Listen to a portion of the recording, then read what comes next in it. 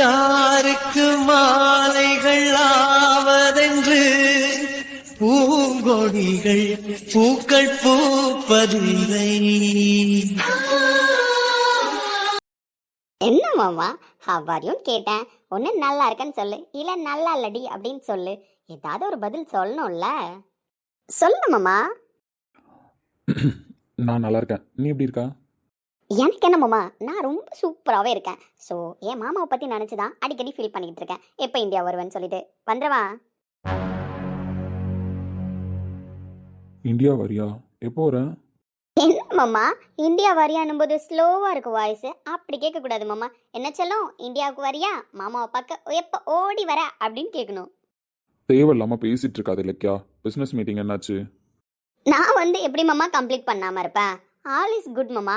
Business meeting success தான். So project நம்மளுக்கு தான் வந்திருக்கு. அதில் எந்த இஷ்யூஸ் இல்லை. சரி, ஓகே. அப்புறம் எப்போ வர? என்ன மாமா, எப்போ வரேன்னு நீ கேட்குற. ஆனால் நான் எப்போ வரேன்றதை சொன்னால் நீ ஏதோ ப்ரிப்பேர் ஆகுற மாதிரில தெரியுது. நான் எப்போ வரேன்னு நீ எக்ஸைட்மெண்ட்டாக கேட்குற மாதிரி தெரியலையே மாமா. நான் இங்கே வந்து 3 இயர்ஸ் கம்ப்ளீட் ஆகிடுச்சு. ஸோ இது வரைக்கும் எனக்கு இந்தியா வரணுன்ற ஐடியா கிடையாது. ஆனால் நீ லாஸ்ட் ஒரு 8 மந்த் தான் பண்ணுற வேலையெல்லாம் பார்த்தா இந்தியாவுக்கு எப்படா வருவோன்ற மாதிரி எனக்கே தோணிக்கிட்டு இருக்கு. ஏன் மாமா அப்படி தோண வைக்கிறேன்? தேவையில்லாமல் பேசாத இலக்கியா. நீ அந்த கதையெல்லாம் விடு. நம்ம பஞ்சாயத்து அப்புறமா வச்சுக்கலாம். ஆமாம், துளசி செடியை எதுக்கு உடைக்க சொன்ன? அதுக்கு ஃபர்ஸ்ட் ரீசன் சொல்லு. ஆமாம், Prakash group of company owners Rohit பிரகாஷுக்கும் கார்த்திக் பிரகாஷுக்கும் பைத்தியம்லாம் முத்திருச்சு. ஸோ அதை எப்படி கண்டினியூ பண்ண சொல்கிறீங்க? ஸோ அதனால தான் உடைக்க சொன்னேன். உடைச்சதில் என்ன தப்பு இப்போ? தேவையில்லாமல் பண்ணிக்கிட்டு இருக்க இலக்கியா. இது மட்டும் ப்ரோக்கு தெரிஞ்சிச்சுன்னா என்ன நடக்கணும் உனக்கு நல்லாவே தெரியும். அப்படி இருக்கும்போது என்ன கட்ஸில் இதெல்லாம் நீ பண்ண? மாமா, பிரகாஷ் குரூப் ஆஃப் கம்பெனி எவ்வளோ பெரிய சாம்ராஜ்யம். ரோஹித் பிரகாஷ் எவ்வளோ பெரிய ஆளு, கார்த்திக் பிரகாஷ் எவ்வளோ பெரிய ஆளு. அப்படிப்பட்ட சாம்ராஜ்யத்தில் தேவையே இல்லாத ஒரு கூட்டம் உள்ள வரும். அதுக்கு நான் கேட் ஓபன் பண்ணி விடணுமா? உன்னை யாரும் செக்யூரிட்டி வேலை பார்க்க சொல்ல, புரியுதா? கேட்டை நீ ஓப்பன் பண்ண தேவையில்ல. அதே மாதிரி யார் ஓப்பன் பண்ண கேட்டையும் நீ க்ளோஸ் பண்ண தேவையில்ல. உன்னோட லிமிட் என்னன்னு தெரிஞ்சுக்கிட்டு அது வரைக்கும் நீ நடந்துக்கிட்ட அப்படின்னா சேஃபாக இருப்ப. பட் அந்த லிமிட்டை நீ கிராஸ் பண்ணினா என்னோட வேற ஃபேஸை நீ பார்க்க வேண்டியது வரும். மாமா, நீ தான் அறிவே இல்லாம ரோஹித் மாமா பண்ற எல்லா விஷயத்துக்கும் சப்போர்ட் பண்றேன்னா நான் அப்படியே சப்போர்ட் பண்ண முடியுமா? எனக்கு என் மாமா ஃபேமிலி மேல அக்கறை இருக்கு, பொறுப்பு இருக்கு. ஸோ அதனால நான் என்னோட லிமிட்ல இருந்து தான் எல்லாத்தையும் பண்ணிக்கிட்டு இருக்கேன். ஸோ நீ உன்னோட வேலையை பாரு, நான் என்னோட வேலையை பார்க்குறேன். என் அத்தை எப்படிப்பட்ட கேரக்டர் தெரியுமா? பணத்திமிர்னா என்னன்னே தெரியாத இருக்கிறவங்க. அப்படிதான் எங்க 2 பேரை வளர்த்தாங்க. ஆனா அவங்களுக்கு பிறந்த பொண்ணு நீ இவ்வளோ கேவலமா வளர்ந்துருக்க தெரியுமா? உங்க அத்தை உங்களை முட்டாள்தனமா கைட் பண்ணி வளர்த்ததுக்கெல்லாம் நான் பொறுப்பாக முடியாது. அதுக்குன்னு என் அம்மா மாதிரி கேரக்டர்லாம் என்னால இருக்க முடியாது.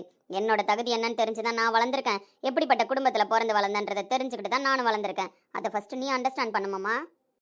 நாங்களாம் அண்டர்ஸ்டாண்ட் பண்ணி தான் வளர்ந்துருக்கோம். பட் நீ அண்டர்ஸ்டாண்ட் பண்ணி வளரலன்றதுனால தான் இவ்வளோ பிரச்சனையே. ஸோ இப்போ கோவிலில் தானே நிற்கிற, நில்லு, ஒன்றும் பிரச்சனை இல்லை. நின்று உங்கள் அண்ணன் லவ் சேர்த்து வை, அதில் எந்த பிரச்சனையும் இல்லை. ஆனால் வீட்டுக்குள்ளே கூப்பிட்டு வர்றதுக்கு நான் விட மாட்டேன். உன்னோட பெர்மிஷனை இங்க யாரும் கேட்கல, புரியுதா? அதை பற்றி எனக்கு கவலை இல்லை மாமா. அவங்க உள்ளே வர்றதுக்கு நான் ஒத்துக்க மாட்டேன். உன்னோட பெர்மிஷனை தான் யாரும் கேட்கலன்னு சொல்லிட்டேனே. திரும்ப திரும்ப நீ வர்றதுக்கு ஒத்துக்க மாட்டேன்னு லாஜிக்கே இல்லாம பேசிக்கிட்டு இருக்கேன். டிஎல்னா டிஎல்லோட ஸ்டாப் பண்ணு, ஓகேவா? ஆஃபீஸில் ப்ரமோஷன் கொடு, சேலரி இன்க்ரிமெண்ட் கொடு, ஏன் பொசிஷன் வேணாலும் சேஞ்ச் பண்ணி கொடு. அதில் நான் தலையிடவே மாட்டேன். ஏன்னா அவங்களுக்கு அதுக்கான தகுதி இருக்குது. நீ பண்ணுற நான் ஒத்துக்கிறேன். அதை விட்டுட்டு வீட்டுக்கு கூப்பிட்டு வரணும், மருமகள் ஆக்கணும் அப்படின்லாம் யோசிச்சேன்னு வச்சுக்கோயேன், தர மட்டமாக்கிட்டு போயிட்டே இருப்போம் மாமா. உனக்கு நல்லா என் கேரக்டரை பற்றி தெரியும். நானும் உனக்கு ஈக்குவலாக ப்ளே பண்ண ஆரம்பிச்சேன்னு வச்சுக்கோயேன், தட்டி தூக்கிட்டு போயிட்டே இருப்பேன். பாக்குறேன்டி, நீ எப்படி தட்டி தூக்குறேன்னு பாக்குறேன். நான் இருக்கிற வரைக்கும் உன்னால ஒரு அணுவை கூட அசைக்க முடியாது என் ப்ரோ லைஃப்லேருந்து. அவர் லைஃபையே சேஞ்ச் பண்ணி காட்டுறேன்னு சொல்கிறேன். 2 வருஷமா பைத்தியக்காரத்தனமாக சுற்றிக்கிட்டு இருக்காருன்னு நானும் கேள்விப்பட்டுக்கிட்டு தான் இருக்கேன். மாற மாட்டாரு, பிடிவாதமாக இருக்காருன்னு கேள்விப்பட்டுக்கிட்டு தான் இருக்கேன். பட் அவர் தேடிக்கிட்டு இருக்கிற பொருளை நீ கண்ணு முன்னாடி கூப்பிட்டு வந்து நிறுத்துவேன்னு எனக்கு நல்லாவே தெரியும். அப்படி கண்ணு முன்னாடி கூப்பிட்டு வந்து நிறுத்தினா தானே வசதியாக இருக்கும். ஏன்னா யாருனே தெரியாத ஒரு பர்சனை கெட்டவங்கன்னு சொன்னால் அவர் எப்படி மாமா நம்புவார்? எதிர்காப்பில் நிற்க வச்சு கெட்டவங்கன்னு சொன்னால் தானே அவர் நம்புவார். மனசுலேருந்து ஈஸியாக தூக்கி போடுவார். ஸோ அவங்கள கூப்பிட்டு வந்து நிப்பாட்டினதுக்கு நான் உனக்கு தான் தேங்க்ஸ் சொல்லணும். ஸோ ரொம்ப தேங்க்ஸ் மாமா. இதுக்கப்புறம் என்ன பண்ணணுங்கிறத நான் பார்த்துக்கிறேன். ஏய் தேவையில்லாம பேசுறேன். நான் தேவையோட தான் பேசுறேன். இதுக்கே நீ டென்ஷனானா எப்படி மாமா? அவர் லைஃப்ல அப்படி ஒரு பொண்ணு வரக்கூடாது, பிரகாஷ் ஃபேமிலிக்குள்ள தகுதியே இல்லாத ஒரு கேரக்டர் நுழையக்கூடாதுன்னு சொல்றேன். ஆனா நீ அதையும் தாண்டி இல்ல மாமா ஒரு ஸ்டெப் மேல போய்கிட்டு இருக்க. நீ ஆசைப்படுற விஷயம் மட்டும் கரெக்டா மாமா? என் பவியை பத்தி பேசுறதுக்கு உனக்கு எந்த தகுதியும் கிடையாது, அதை ஃபர்ஸ்ட் தெரிஞ்சுக்கோ. ஃபர்ஸ்ட் அண்ணன் தம்பி 2 பேரும் ஒரு விஷயத்த ஞாபகம் வச்சுக்கோங்க. ரோஹித் பிரகாஷ் லைஃப்ல நந்தினியும் கிடையாது, கார்த்திக் பிரகாஷ் லைஃப்ல பவித்ராவும் கிடையாது. 2 பேரையும் எப்படி வெளியில அனுப்பணும்னு எனக்கு தெரியும். நான் பாத்துக்கிறேன். அவருக்காச்சும் தெரியாம நந்தினியை வெளியில அனுப்ப போறேன். உனக்கு தெரிஞ்சே பவித்ராவை நான் வெளியில அனுப்புறேன். ஏன்னா எப்பவுமே கார்த்திக் பிரகாஷ் விசஸ் இலக்கியா மட்டும்தான். இங்க பாரு செல்லம், என் அத்தை பொண்ணு நீ எனக்கு டஃப் கொடுப்பேன்னு நல்லாவே தெரியும். ஏன்னா கிட்டத்தட்ட உன் கேரக்டரும் என் கேரக்டரும் ஒரே மாதிரி தான்ன்றது எனக்கும் நல்லாவே புரியும். நீ எப்படி சவாலா விட்டுருக்கியோ அந்த சவாலை நானே ஏத்துக்கிறேன். ரோஹித் பிரகாஷ் வாழ்க்கையில நந்தினி தான், கார்த்திக் பிரகாஷ் லைஃப்ல பவித்ரா தான். இதை யார் நினைச்சாலும் மாத்த முடியாது. உன் கண்ணு முன்னாடியே நாங்க 2 பேரும் வாழ்ந்து காட்டல, அதுக்கப்புறம் பாருடி.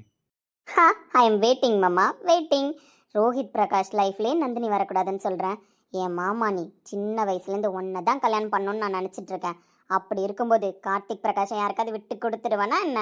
பார்க்கலாம் மாமா. இலக்கிய கழுத்தில் நீ தாலி கட்டுறதை மட்டும்தான் பார்க்கலாம். மற்றபடி பவியை எப்படி அனுப்பணுமோ அப்படி அனுப்புவேன். பார்க்க தானே போற கார்த்திக்கும் பவிக்கும் நடக்க போற கல்யாணத்தை. வெயிட்டிங் மாமா, I am always waiting. First Rohit Prakash love success ஆகுதான்னு பாரு, அதுக்கப்புறம் கார்த்திக் பிரகாஷ்க்கு வரலான்னு. ஏன்னா என் மாமாவை இன்னும் நான் இந்தியாவுக்கு வந்து லவ் பண்ணணும், அவர் கூட ஜாலியாக சுற்றணும், அதுக்கப்புறம் தான் நான் கல்யாணம் பண்ணிக்கணும்னு இருக்கேன். அது வரைக்கும் உனக்கு டைம் இருக்கு மாமா. நீ பவியை வேணாலும் ட்ரை பண்ணு, நந்தினியை வேணாலும் உங்கள் அண்ணனுக்கு கல்யாணம் பண்ணி வைக்க ட்ரை பண்ணு. பட் எல்லாத்தையும் உடச்சி எரிஞ்சிட்டு வந்து நிற்ப மாமா. I am coming, always I am coming. Wait பண்ணு மாமா. ஃபோன்லேயே பேசி உங்ககிட்ட போட்டி போடுறதெல்லாம் நல்லா இருக்காது மாமா. அதனால ஐ எம் கம்மிங். 2 டேஸில் உன் கண்ணு முன்னாடி நிற்பேன். எப்போவுமே நீ சொல்லுவியே. Now I cut my call. Wait and watch.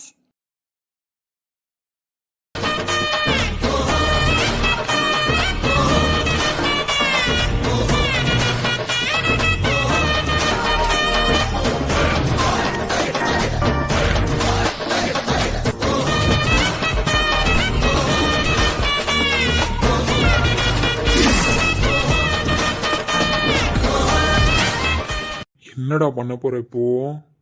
அவ என்கிட்ட தான் சஞ்சய் ப்ரோ போட்டி போடுவா. மற்றபடி அண்ணன்கிட்ட இந்த வாயும் பேச மாட்டா, அண்ணன்கிட்ட சவாலும் விட மாட்டா. அதனால அவளை எப்படி கண்ட்ரோல் பண்றதுன்னு தான் யோசிக்கணும். அதுதான் எனக்கே தெரியுமே. உன்கிட்ட மட்டும்தான் அப்போலேருந்து வாய் அடிக்கிறா. உன்னதான் கல்யாணம் பண்ணிக்கணும்னு நின்றுகிட்டு இருந்தா. அது எல்லாமே எனக்கும் தெரியும். பட் வா ரூட்டு தான் வேறையாச்சு.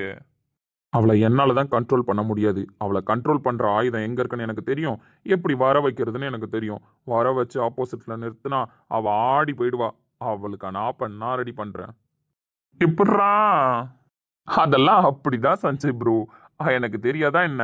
அவ படிச்ச ஸ்கூல்ல நான் ஹெட் மாஸ்டர். என்கிட்ட மோதி அவ ஜெயிச்சிருவாளா என்ன? அவ வரட்டும் சஞ்சய் ப்ரோ. 2 நாள்ல அவ வரட்டும். வந்ததுக்கு அப்புறம் அவ பிரச்சனையை ஹேண்டில் பண்றதுக்கே அவளுக்கு டைம் பத்தாது. அப்படி இருக்கும்போது யாராங்க விஷயத்திலையும் தலையிட முடியாது, அண்ணன் விஷயத்திலையும் அவ தலையிட முடியாது. நான் பாத்துக்கிறேன்.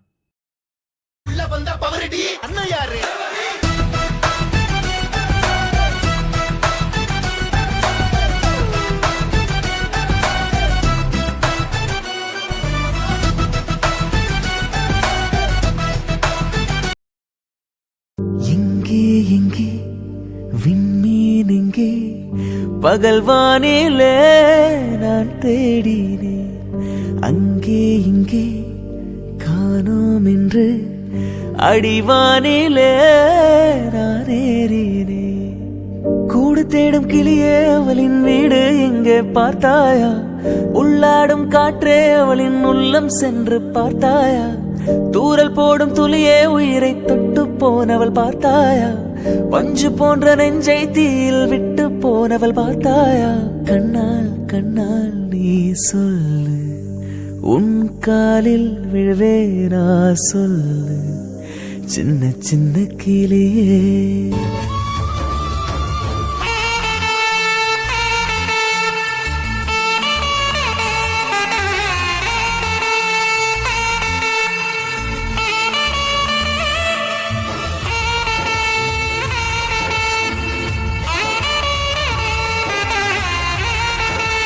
கோயிலுக்கு கூப்பிட்டு வரதுன்னா என்னால் முடியும்.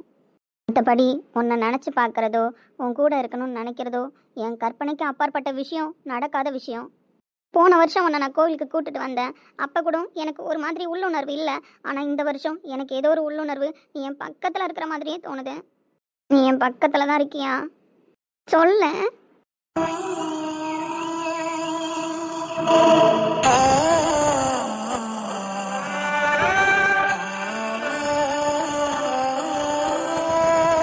நான் உன் பக்கத்தில் தாண்டி இருக்கேன். ஆனால் என்ன மாதிரியே பேசுகிற. நான் பேசும்போதெல்லாம் சஞ்சயும் சரி, வீட்டில் இருக்கிறவங்களும் சரி, பைத்தியக்காரத்தனமாக பேசுகிற. உன்ன மாதிரிலாம் யாராவது பைத்தியக்காரத்தனமாக இந்த செடி கூட பேசுவாங்களா? இது வெறும் செடி தான், நீ ஏன் இப்படி பண்ணிட்டு இருக்க அப்படின்னு என்ன கேட்பாங்க. என்னை எல்லாரும் எவ்வளோ டைம் கேட்டிருக்காங்க. ஏன் நானே என்ன ஒரு டைம் கேட்டிருக்கேன். இப்படிலாம் நம்ம நினச்சிட்டு இருக்கோமே, இப்படிலாம் நம்ம திங்க் பண்ணுறோமே, இந்த மாதிரி ஆப்போசிட்டில் இருக்கிறவ இருப்பாளா? அட்லீஸ்ட் நம்ம ஞாபகமாகவாச்சும் இருப்பாளா அப்படின்னு கூட யோசிச்சிருக்கேன். ஆனா நீ அது எல்லாத்தையும் உடைக்கிற விதமா உன்னால மட்டும்தான் அப்படி இருக்க முடியுமாடா? என்னாலையும் அப்படி இருக்க முடியும். விதி போட்ட முடிச்சு கிடையாதுடா இது. நம்ம சேரணுன்றது விதி. அதனால தாண்டா விதி நமக்கு முடிச்சு போட்டுச்சு அப்படின்னு சொல்ற அளவுக்கு வந்து நிக்கிறேன் என் முன்னாடி. எப்படிலாம் அந்த துளசி செடிக்கிட்ட பேசணும், எப்படிலாம் நான் உணர்வு பூர்வமா மதிச்சனோ அதே மாதிரியும் மதிக்கிறேன். பேசுறதும் அழகாதான் இருக்கு. என்னதான் பேசுறேன்னு நான் கேட்கணும். பேசு.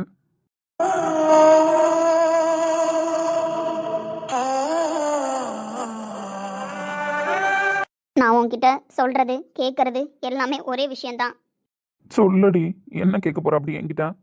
நீங்க யாரு, எங்க இருக்கீங்க, உங்க கேரக்டர் என்ன, இது எதுவுமே எனக்கு தெரியாது. நீங்க ஏன் அப்படி ஒரு பரிகாரத்தை ஒத்துக்கிட்டீங்க?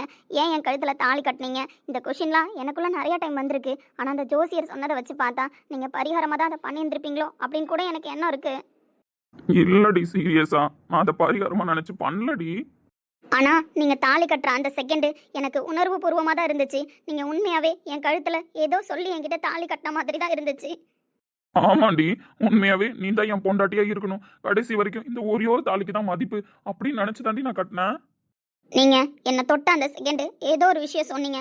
என்னால புரிஞ்சுக்க முடியல என்ன விஷயம்னு சொல்லிட்டு. நீ என் பொண்டாட்டின்னு சொன்னண்டி, நீ தான் எனக்கானவன் சொன்னண்டி. நான் ஆசைப்படுறது, நான் கேட்கறது எல்லாமே ஒரே விஷயம்தான். நீங்கள் என் கழுத்தில் தாலி கட்டினீங்க, அது எல்லாத்தையும் தூக்கி வச்சிடலாம். ஆனால் என் வாழ்க்கையில் நீங்கள் என்னை பொறுத்தளவுக்கு கடவுளாக தான் தெரியுறீங்க. எங்கள் அப்பா தான் என் லைஃப்பில் ரொம்ப இம்பார்ட்டன்ட். அவரை திருப்பி கொடுத்த நீங்கள் தெய்வம் தான். அதே போல் எங்கள் அப்பாவோட உணர்வையும் நான் மதிக்கிறேன். அதனால தான் எங்கள் அப்பா என்ன நினச்சிட்டு இருக்காரோ அதுதான் எனக்கு முக்கியம். அதை தான் நான் செய்வேன். அதனால இப்போவும் நான் உங்ககிட்ட அதான் கேட்க போகிறேன். இன்னும் எத்தனை வருஷம் ஆனாலும் நான் அதையே தான் கேட்க போகிறேன். என்னடி கேட்க போற? அது எந்த ஆசையா இருந்தாலும் நான் நிறைவேற்ற ரெடியா தாண்டி இருக்கேன். கேளு.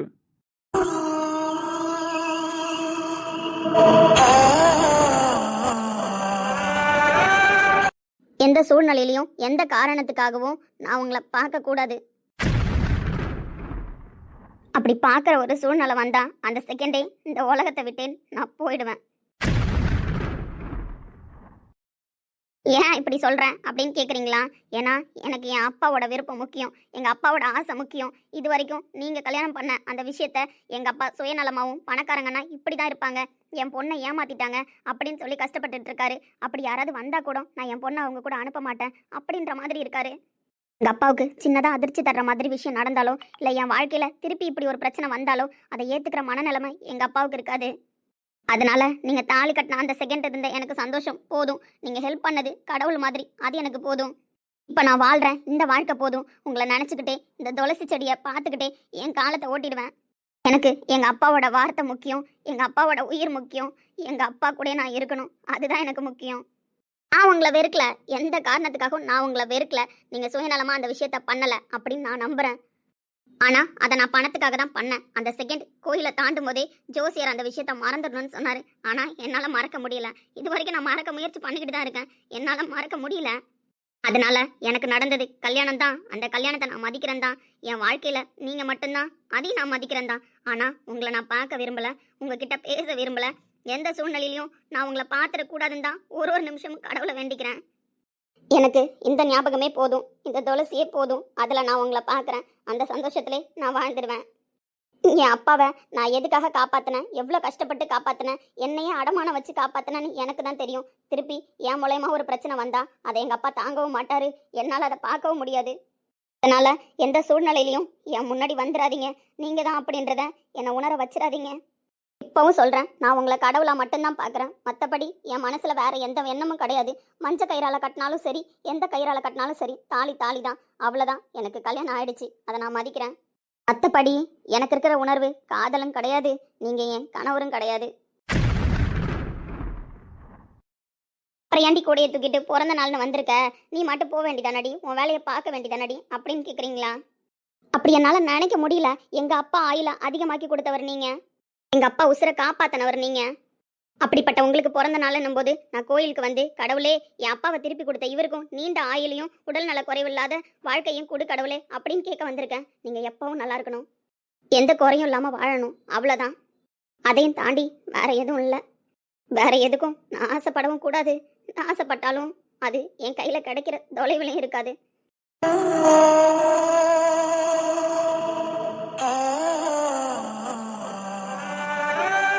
இவ்வளோ தூரம் நீ சொன்னதுக்கு அப்புறம் நான் உன்கிட்ட இப்போ வந்து பேசி ஒரு யூஸும் கிடையாது. நீ உன் அப்பாவை கடவுளா மதிக்கிற, அவரை காப்பாற்றி கொடுத்த என்னையும் கடவுளாக தான் நினைக்கிற. அப்படியே நான் இப்போ வந்து உன்கிட்ட பேசினாலும் நீ அதிகப்படியா என்கிட்ட சொல்ல போற ஆன்சர், நான் உங்களை கடவுளாக தான் பார்க்குறேன், மற்றபடி என் மனசுல வேற எதுவும் கிடையாது அப்படின்னு சொல்லி என்னை விட்டு வேலைக்கு போக தான் நினைப்பேன். எல்லாமே உன் அப்பாவுக்காக பண்ண நீ என்னை விட்டு வேலைக்கு போக ஒரு செகண்ட் கூட யோசிக்க மாட்டேன். இவ்வளோ நாள் உன்னை தேடினேன், கிடைக்கல. இப்போ நீ என் கையில பொக்கிஷமா வந்து கிடைச்சிருக்க. அந்த பொக்கிஷத்தை தொலைக்கிறதுக்கு நான் விரும்பல. இதுக்கப்புறம் நீ என் கண் பார்வையிலே தான் இருக்கணும். என் கண் பார்வையிலேருந்து ஒரு செகண்ட் கூட நீ நகர நான் விட மாட்டேன். நீ பொய் சொல்ற நந்தினி. நீ என் மேல வச்சிருக்கிற மரியாதையும் தாண்டி என் மேல உனக்கு காதல் இருக்கு. நான் எப்படி நீ யாருன்னே தெரியாம, உன் கேரக்டர் என்னன்னே தெரியாம உன்னை காதலிச்சனும், அதே மாதிரி தான் நீயும் என்ன காதலிச்சிட்டு இருக்க. யாருன்னு தெரியாத முன்னாடியே உன்கிட்ட பேசணும் அப்படின்னு என் உள்ளுணர்வு சொல்லுச்சு. உன்னை பார்க்கணும்னு என் உள்ளுணர்வு சொல்லுச்சு. அதே மாதிரி தான் நீயும் என்னை பார்த்த, என்கிட்ட பேசின. மரியாதையும் தாண்டி உனக்கு என் மேல காதல் இருக்கு. காதலை நான் வெளியே கொண்டு வரணும். அதனால இப்ப நான் உன்கிட்ட வந்து பேசுறது சரியா இருக்காது. அந்த காதல் வெளியே வந்ததுக்கு அப்புறம் பேசினாதான் கரெக்டா இருக்கும். அப்படி அந்த காதல் வெளியே வந்துருச்சு அப்படின்னா அடுத்த செகண்டே உங்க அப்பா கிட்ட போய் பேசுறதுக்கு நான் ரெடி தான். பணக்காரங்க எல்லாருமே அப்படி கிடையாது. நான் பாசத்தோட தான் இருந்தேன். உங்க பொண்ணு எப்படி தவறு இருந்தாலோ அதே மாதிரி தான் நானும் தவறு இருந்திருக்கேன். என் பொக்கிஷத்தை என்கிட்ட கொடுத்துருங்கன்னு உங்க அப்பா காலில் விழுறதுக்கு கூட நான் ரெடி தான். அது வரைக்கும் நமக்குள்ள நடந்த கல்யாணம் எனக்கு மட்டும் தெரிஞ்சதாவே இருக்கட்டும். இந்த 2 வருஷமா நானும் உன்னை காதலிச்சிருந்திருக்கேன். இந்த 2 வருஷமா நீயும் என்னதான் காதலிச்சிருந்திருக்க. என்னோட காதல் வெளியே வந்துருச்சு. உன்னோட காதல் வெளியே வர்ற வரைக்கும் நான் காத்துட்டு இருப்பேன் நந்தினி. இது வரைக்கும் நீ யாருன்னே தெரியாம இருந்த, என்னை தேடி வருவியா அப்படின்னு நினைச்சிட்டு இருந்தேன். இப்ப நீ என் கண்ணு முன்னாடி இருக்க. அது போதும் எனக்கு. உன் மனசுல இருக்கிற காதலை நான் வெளியில வர வைக்கிறேன். அதுக்கப்புறம் உங்க அப்பா கிட்ட வந்து பேசுறேன். நமக்குள்ள கடவுள் ஏன்டா முடிச்சு போட்டாருன்னு நினைச்சிட்டு இருந்தேன். ஆனா நம்ம 2 பேருமே ஒரே மாதிரி சிந்தனையிலையும் ஒரே மாதிரி நினப்புலையும் இந்த 2 வருஷமா வாழ்ந்திருக்கோம். எப்பவுமே நான் சஞ்சய் கிட்ட சொல்லுவேன், பாருடா எனக்கு முன்னாடி என்னோட அதிகமான காதலோட அவதான் வந்து நிப்பான்னு. அதே மாதிரி தான் நான் எப்படி யோசிச்சுட்டு இருந்தனோ அதே மாதிரி தான் என் கண்ணு முன்னாடி வந்து நிக்கிறேன். ஆனா அதுக்கு பேர் காதல் இல்லைன்னு நீயா ஒரு பொய் போட்டு வச்சிருக்க. அதை நான் உடைக்கிறேன். சொல்ல போனால் என் நாட்களை வண்ணம் பூசி தந்தவளும் நீதான்.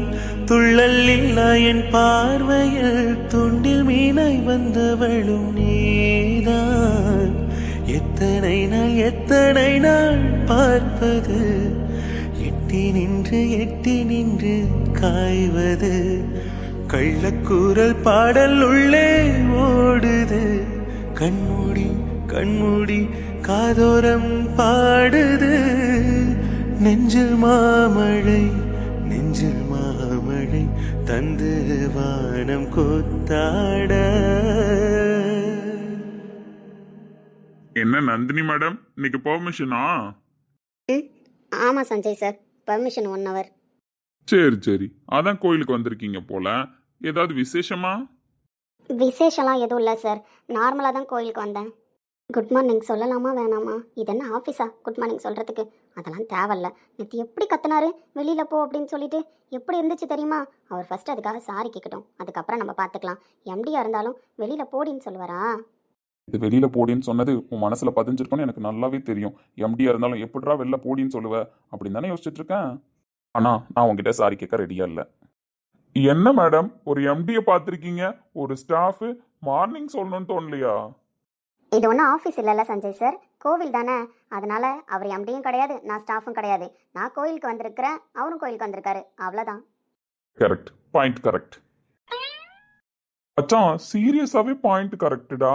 இங்க நீ எம்டி கிடையாது இல்ல, அவங்களும் ஸ்டாஃப் கிடையாது இல்ல, அதனால அவங்க மார்னிங் சொல்லன்னு சொல்றாங்க. கரெக்ட் தானடா? நான் பார்வை பார்த்தாலும் நான் குட் மார்னிங் சொல்ல ரெடியா இல்லை. அது எப்படி போடின்னு சொல்ல முடியும்? நீ திமிரா பாக்குறது கூட நல்லா தான் இருக்கு. இவ்வளவு நாள் வேற மாதிரி பார்த்த, இன்னைக்கு வேற மாதிரி பாக்குற. போடின்னு சொன்னது தப்பு தான், எனக்கும் புரியுது. பரவாயில்ல, உன்னோட செல்ஃப் ரெஸ்பெக்ட நீ விட்டு கொடுக்கல. அதுவுமே ஒரு விதத்துல நல்லா தான் இருக்கு பாக்குறதுக்கு. ஏன் சஞ்சய் சார், நீங்க என்ன காலையில கோவிலுக்கு? அது நந்தினி மேடம், நான் கோயிலுக்கு வரணும்னு வரல. கோயிலுக்கு வர வேண்டிய சூழ்நிலை, அதனால கோவிலுக்கு வந்தோம். அதுதான் விஷயம். சார், எப்பயுமே நீங்க நல்லா கிளியரா தானே பேசுவீங்க. ஆனா இன்னைக்கு ஏன் தடுமாறி தடுமாறி பேசுறீங்க? ம் இவ்வளவு நாள் டிஎல்ன்னு நினைச்சிட்டு இருந்தேன், அதனால தடுமாற்றம் வரல. இன்னைக்கு வேற மாதிரிலாம் ஆயிடுச்சு, அதனாலதான். என்ன சொல்றீங்க? புரியல.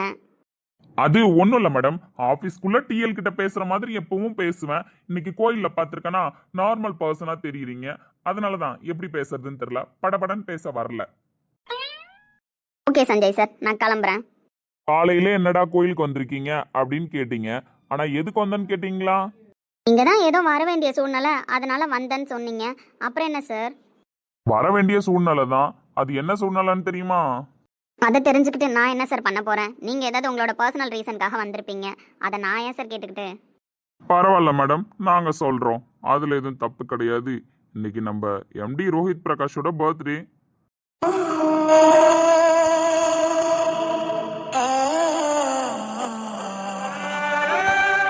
பர்த்டேவா? ஆமா மேடம், சொன்னது புரியலையா உங்களுக்கு? இன்னைக்கு நம்ம ரோஹித் சாரோட பிறந்த நாள்.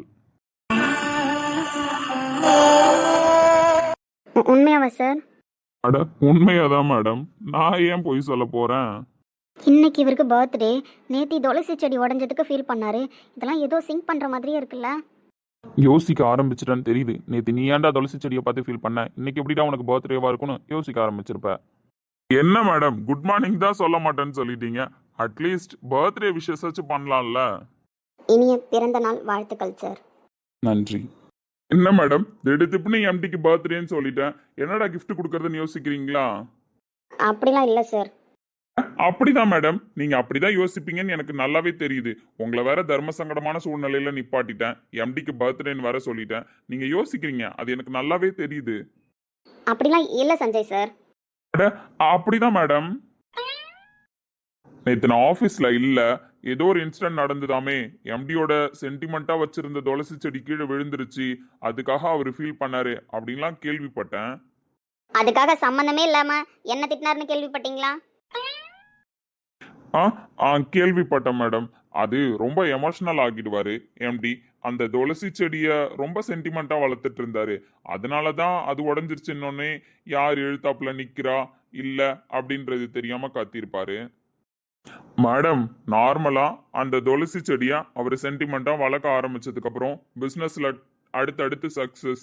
ஸோ அந்த துளசி செடி அவர் கூட இருக்கும்போது பிசினஸ்லயும் சரி பர்சனல் லைஃப்லயும் சரி அவர் ஹாப்பியா இருந்திருக்காரு. அதனாலதான் அந்த துளசி செடி உடையும் போது அவர் ஃபீல் பண்ணாரு. ஏன் சஞ்சய் சார், இந்த மாதிரி பிசினஸ் மேன்லாம் மணி பிளான்ட் அந்த மாதிரி பிளான்ட் தானே வளர்ப்பாங்க. இவர் என்ன புதுசா துளசி செடி வளர்க்குறாரு?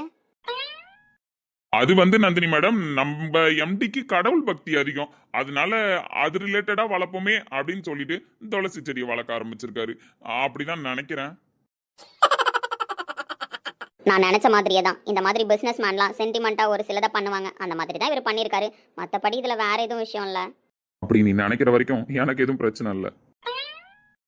துளசி அவர் வளர்க்குற துளசி செடின்னு மட்டும் இல்லை மேடம், துளசி அப்படின்னு பேர் எழுதி பேப்பர்ல கொடுத்தா கூட நம்ம எம்டி ஹாப்பியா தான் ஆயிடுவாரு. அதனால நான் இப்ப என்ன சொல்ல வரேன் அப்படின்னா, அவருக்கு கிஃப்டா நீங்க என்ன கொடுக்கறதுன்னு யோசிச்சுட்டு இருக்கீங்கல்ல, அதனாலதான் சொல்ல வந்தேன். கோயில் கொடியில வச்சிருக்கீங்களே அந்த துளசிய அவர்கிட்ட கொடுத்துருங்க, அவர் ஹாப்பி ஆயிடுவாரு. பர்த்டே கிஃப்டா இதை விட வேல்யூவா எங்க எம்டிக்கு எதுவுமே கொடுக்க முடியாது. சார், இது இது கோவில கொடுத்த துளசி, அது வீட்டுக்கு எடுத்துட்டு போன சென்டிமெண்டா, அது எப்படி சார் எம்டிக்கு கொடுக்க முடியும்? மேடம், கோவில்ல தானே கொடுத்தாங்க, அதுக்கு ஏன் இவ்வளவு பதறீங்க? ஏன் எங்க எம்டி மாதிரி உங்களுக்கும் துளசி செடி மேல ஏதாவது சென்டிமெண்ட் ஃபீலிங் இருக்கா என்ன? இல்ல சார், அப்படிலாம் எதுவும் இல்ல. பட் இருந்தாலும் கோவில்ல கொடுத்த பிரசாதம் வீட்டுக்கு தான் எடுத்துட்டு போகணும். அந்த துளசியை என் கையில கொடுத்துட்டினா நான் பாசிட்டிவாவே முடிவு பண்ணிக்கிறேன் நந்தினி. ஆனா நீ அந்த துளசியை கொடுக்கணும் என்கிட்ட. இந்த துளசி எப்படி இவர்கிட்ட கொடுக்க முடியும்? நான் கொடுக்க மாட்டேன்னு எப்படி சொல்ல முடியும்? கோவில்ல கொடுத்ததுன்னு வேற சொல்லிட்டேன். கண்டிப்பா கேட்டே தான் தீருவாங்க. எப்படி நான் இதை கொடுக்கறது? என்ன மேடம், ஒரு துளசிக்கு ஒர்த்து கிடையாத எம்டி, அவருக்காக அந்த துளசியை கூடமா கொடுக்க மாட்டீங்க? நான் தான் சொல்றேனே, இதை விட வேல்யூவான கிஃப்ட் எம்டிக்கு எதுவும் இல்லைன்னு. கொடுங்க மேடம். சார் சார் அது வந்து நான் வேற gift வாங்கி கொடுத்துக்கிறேன் எம்டிக்கு ஆஃபீஸ் வரும்போது, ஒன்றும் பிரச்சனை இல்லை, இது வேணாம். மேடம், நான் திரும்பவும் சொல்றேன், இதை விட வேல்யூவான gift எம்டிக்கு யாராலையும் கொடுக்க முடியாது, யாரால யோசிக்கவும் முடியாது. நான் உங்களுக்கு க்ளூ கொடுத்து கிஃப்டையும் சொல்லிட்டேன், அதை கொடுக்கறதுக்கு யோசிக்கிறீங்களா மேடம்? சார் அது வந்து கொடுங்க மேடம். கொடுக்கலனா கண்டிப்பா யோசிக்க ஆரம்பிப்பாங்க, ஏன் இவ இப்படி வச்சிருக்கா அப்படின்னு சொல்லிட்டு. தேவையில்லாம நம்ம ஏன் யோசிக்கிறதுக்கு இடம் கொடுத்துக்கிட்டு. ஆனா இவங்க கேட்டவுடனே நம்மளுக்கு கொடுக்கணும்னு தான் தோணுது. ஏன் அப்படி தோணுதுன்னு தான் எனக்கு தெரியல. அட கொடுங்க மேடம்.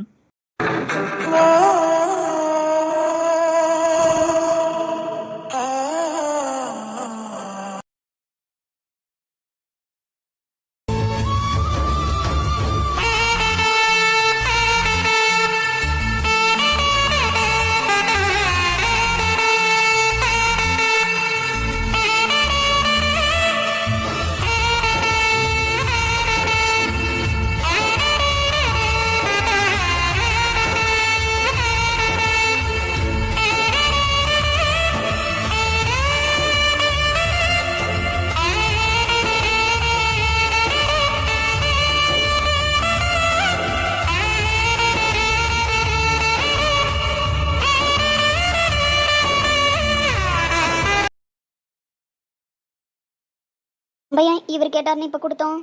யோசிக்க ஆரம்பிச்சிட்டேன்னு தெரியுது. ரிட்டன் உங்ககிட்ட இதை கொடுக்க நான் ரெடியா இல்ல. புரிஞ்சிருச்சு எம்டி சார், நம்ம கிளம்பலாம். சார் சார் எது வந்தாலும் ஆபீஸ்ல பேசிக்கலாம் நந்தினி மேடம், நாங்க போயிட்டு வரோம்.